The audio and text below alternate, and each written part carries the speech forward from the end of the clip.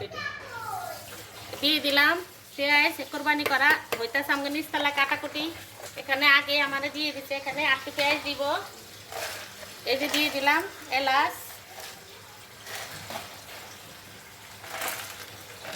এখানে দারচিনি লং সব কিছু দিয়ে দিলাম তেজপাতা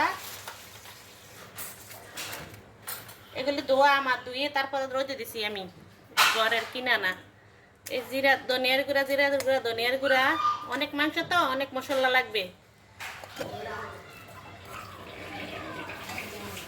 দিয়ে দিলাম সবটা লাগলে আবার পরে দিব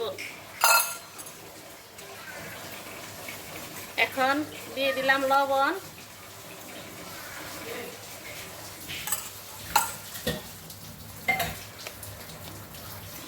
দিয়ে দিলাম মরিচের গুঁড়া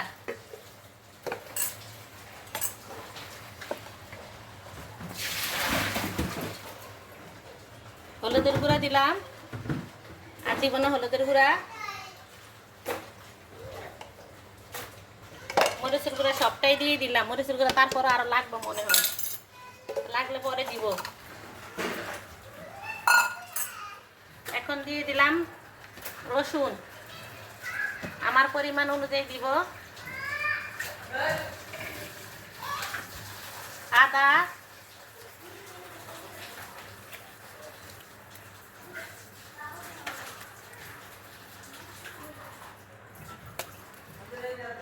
এখন দিয়ে দিব তেল দিয়ে দিলাম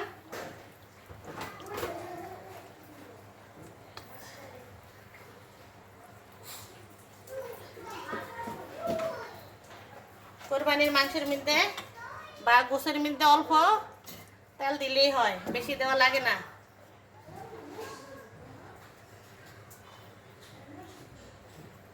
আমি এখান থেকে ঘরের থেকে সব কিছু দিয়ে সব নিয়ে এখন আমার ওই সিঁড়ির কোণার মধ্যে মানে ছাদের কোণার মধ্যে বসিয়ে দিব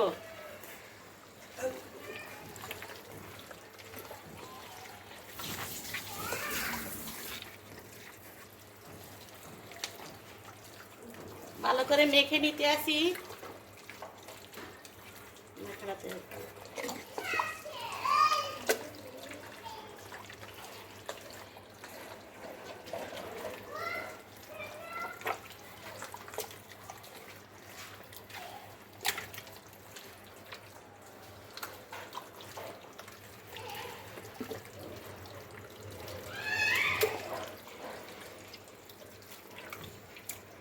মাংস যেরকম বড় আছে সেরকমই আছে যা কোনো কাটাকুটি করি না কেউ কিছু মনে করবে না বাচ্চারা ড্রয়িং রুমে খেলতে আছে একটু আওয়াজ আসতে আছে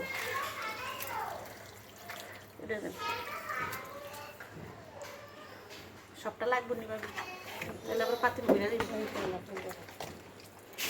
আর একটু দিতে আসি ওগুলি মাংস এগুলি একটু হাত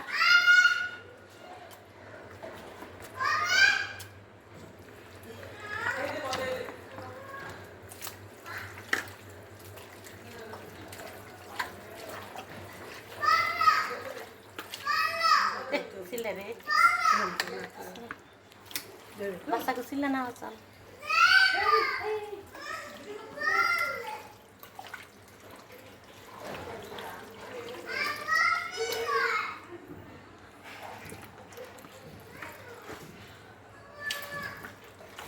দিয়ে দিলাম সবটা পাতিল বইরাই দিলাম সবাই তাওয়া সবাই এসে পড়েন সবার আগে আমার রান্না বান্না হয়ে যাবে এখন বাজে মনে হয় 11টা আরো লবণ লাগবে পরে দিব যা মশলা দিছি এতটুকু এখন চলক পরে দেখবো লাগবো কিনা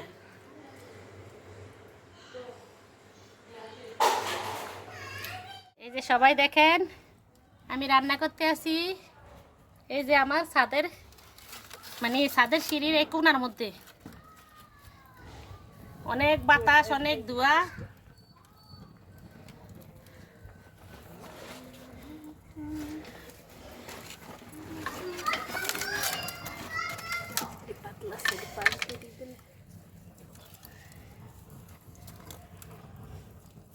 সবাই চলে আসেন। এখানকার খাবারে হয়েছে অন্যরকম আলাদা।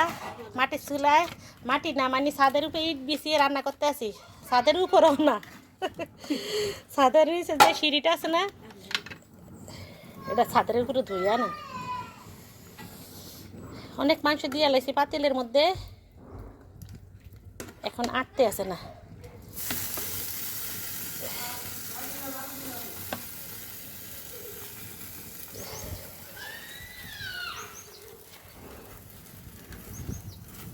বেশি হয়ে গেছে, বলি কয়বার রান্না করবো, একবারে এক দিছি, এখন বেশি হয়ে গেছে রান্না। আর অনেক বাতাস। সবাই ভিডিওটি দেখবেন একটি লাইক দিয়ে, কেমন হলে সবাই বলবেন। আর সবার দাওয়া, সবাই চলে আসেন আমার বাসায় কুরবানির গোশ খেতে। সবাইকে ঈদ মুবারক।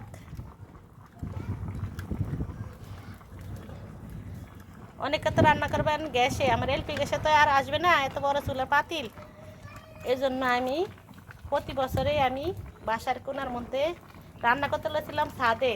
পাশের বাড়ির বৌদি বললো না, এই কোনার ভিতরে রান্না করেন।